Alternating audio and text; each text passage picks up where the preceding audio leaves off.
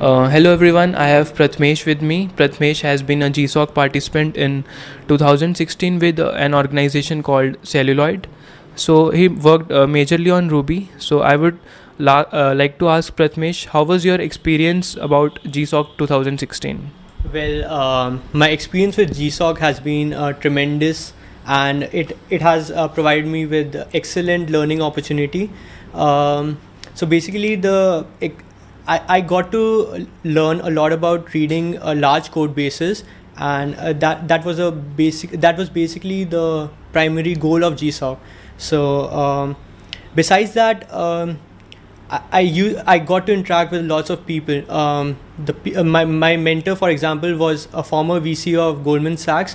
I came to know about it a few weeks ago, and those are the types of people you don't get to talk to or get directly mentored by unless you are a huge shot.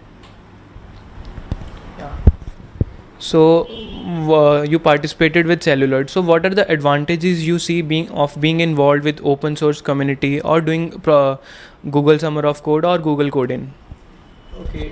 So the first advantage I would say would be you get to learn a lot about coding by seeing others how they themselves code, and since these are large organizations, the code bases are huge.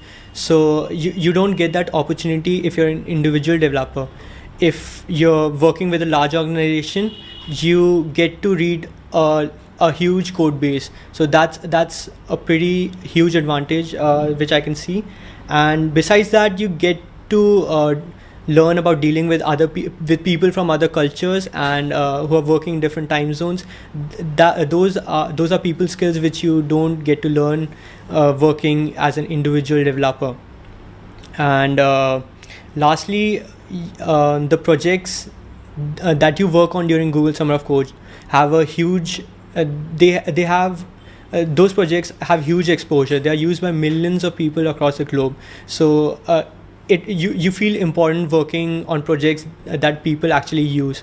So that's a huge advantage. You feel good inside. Yeah, that's good.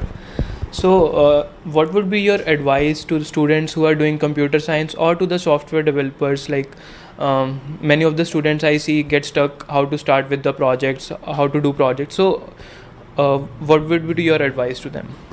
So my advice to them would be actually be passionate about something, find their passion in a particular technology, and beyond that I would recommend them to be persistent, be patient, because things are not built in one night. They usually take weeks or months. So if they're patient, they'll eventually find their calling, and definitely they'll do good in software development. This is the case in any field, if you see. So one last question. So can you elaborate more on the technologies like Ruby? You said you have worked on Ruby, and what are the trends you see emerging in Ruby? The trends actually, I work with Ruby 1.8 all the way across to Ruby 2.2, which is the latest, and with every increment of Ruby, there have been huge performance gains. So the trend would be performance would be a major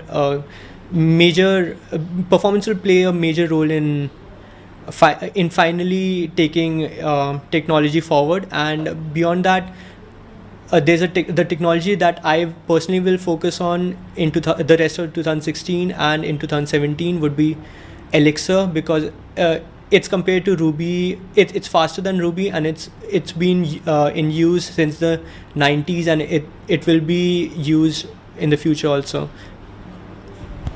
So thank you, Prathmesh, for joining us. Have a nice day, and all the best for your future products you are going to build for the world. Thank you. Thank you.